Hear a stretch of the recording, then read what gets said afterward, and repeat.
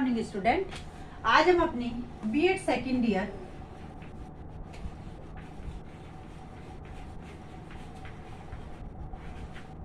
अधिगम हेतु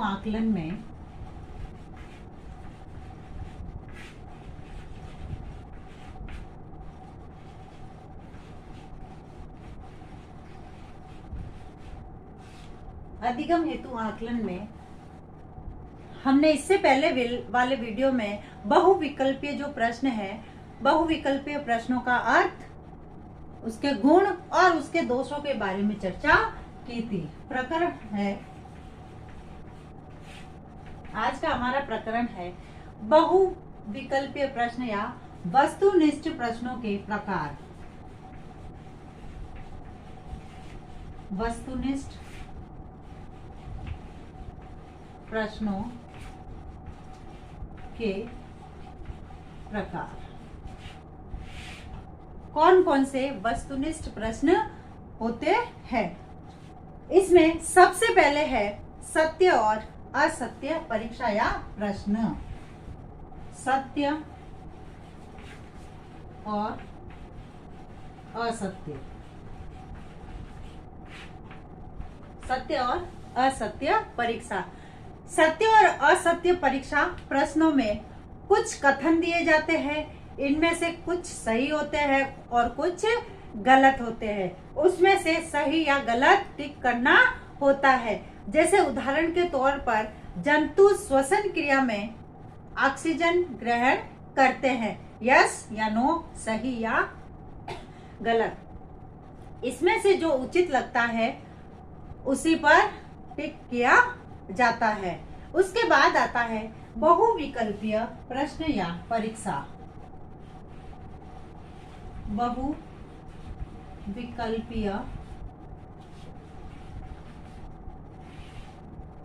बहुविकल्पीय प्रश्न या परीक्षा। अब बहुविकल्पीय नाम से ही पता चल रहा है कि इसमें प्रश्न के कई उत्तर एक साथ दिए जाते हैं ऑप्शन में। जैसे 1 2 3 4 अ ब स द ए बी सी डी, इस प्रकार से प्रश्नों के उत्तर दिए जाते हैं और उनमें से जो उचित होता है, जो सही होता है, उसको कोष्टक में भरा जाता है।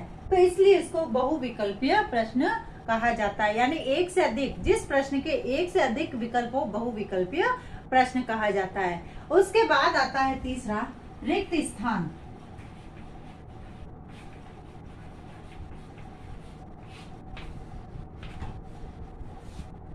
जब हम विद्यालय जाते थे तब हमने देखा होगा कि पाठ जब पूरा होता था तो उसमें इस प्रकार के प्रश्न दिए जाते हैं और वर्तमान समय में भी इसी आधार पर प्रश्नों को बनाया जाता है। इसमें से रिक्त स्थान भी एक प्रकार का प्रश्न है। जैसे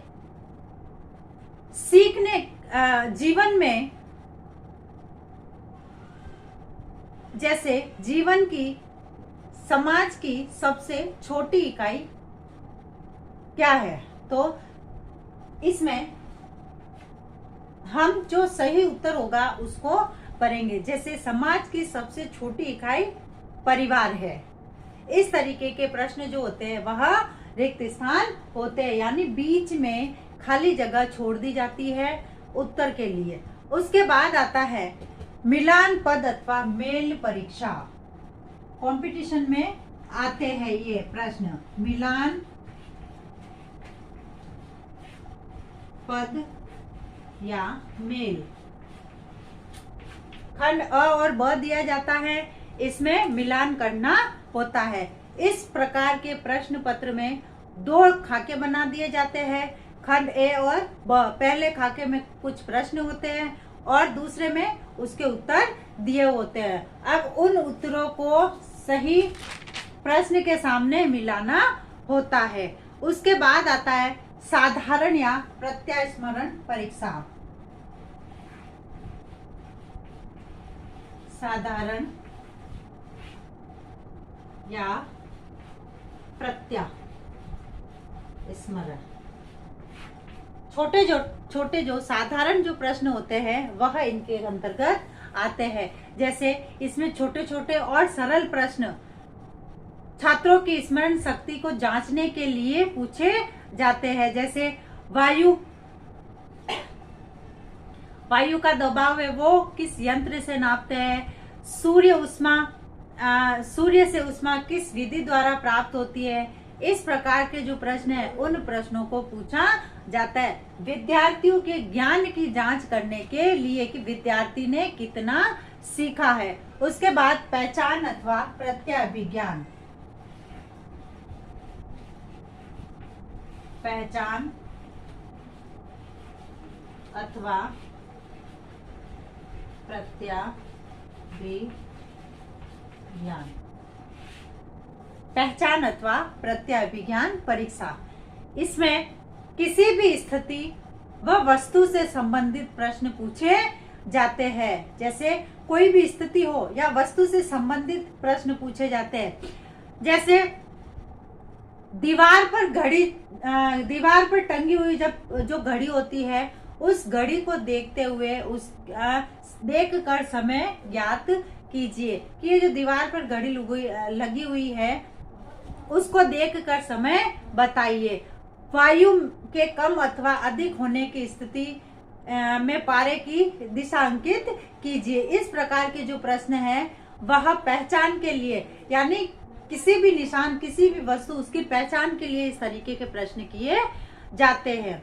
उसके बाद आता है 7वां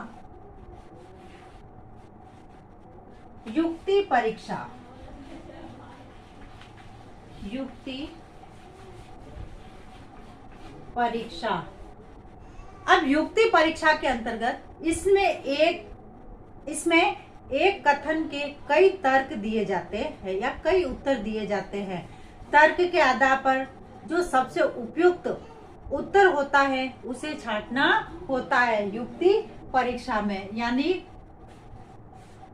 युक्ति के आधार पर एक प्रश्न के कई उत्तर दिए जाते हैं और तर्क के आधार पर सबसे उपयुक्त, जैसे पैसेज वगैरह होते हैं कंपटीशन में, पैराग्राफ वगैरह आता है, पैराग्राफ में इसी प्रकार के प्रश्न आते हैं। हमें जो उचित लगता है उसका उपयुक्त उत्तर छांट कर हम उसमें लिखते हैं। तो इस प्रकार से वस्तुनिष्ठ प्रश्नों के सत्य और असत्य, बहुविकल्पीय, रिक्त स्थान, मिलान पद या मेल, साधारण या प्रत्यय स्मरण, पहचान अथवा प्रत्यभिज्ञान और युक्ति परीक्षा, ये विभिन्न प्रकार के प्रश्न होते हैं जो वस्तुनिष्ठ प्रश्नों के अंतर्गत आते हैं। और ये जो प्रश्न हैं कई, जैसे कंपटीशन वगैरह होते हैं, एग्जाम वगैरह होते हैं, उन एग्जाम में विद्यार्थियों को पूछे जाते हैं।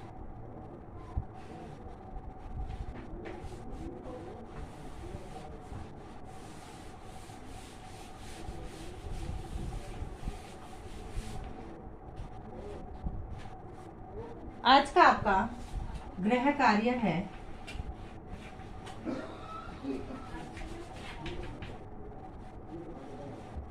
विभिन्न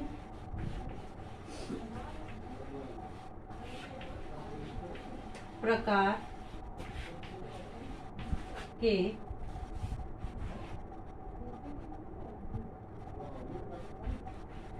वस्तुनिष्ठ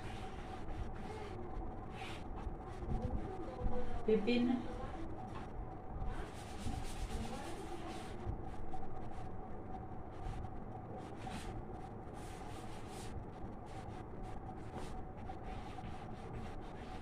वस्तुनिष्ठ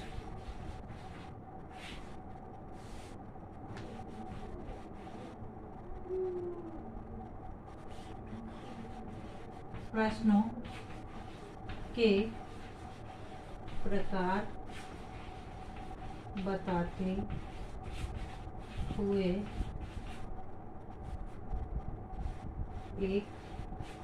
एक उदाहरण दीजिए। वस्तुनिष्ठ प्रश्नों के प्रकार बताते हुए उनके एक एक उदाहरण दीजिए। अब जैसे हमें पता है कि वर्तमान में ये जो दौर चल रहा है वो वैश्विक महामारी यानी कोरोना काल चल रहा है तथा इसे बचाव हेतु हमें छोटे छोटे उपाय करने होंगे और उन्हीं उपायों के माध्यम से हम इस कोरोना जैसी महामारी से निजात पा सकते हैं, स्वस्थ रह सकते हैं, सुरक्षित रह सकते हैं। हाथों को सैनिटाइज करना है, मुंह पर मास्क लगाना है, अनावश्यक रूप से बाहर नहीं निकलना है और ज्यादा भीड़ भाड़ वाली जगह पे नहीं जाना है। इन छोटे छोटे उपायों तथा सावधानियों द्वारा हम इस कोरोना जैसी महामारी से लड़ सकते हैं और निजात पा सकते हैं। स्वस्थ रहे, सुरक्षित रहे। धन्यवाद।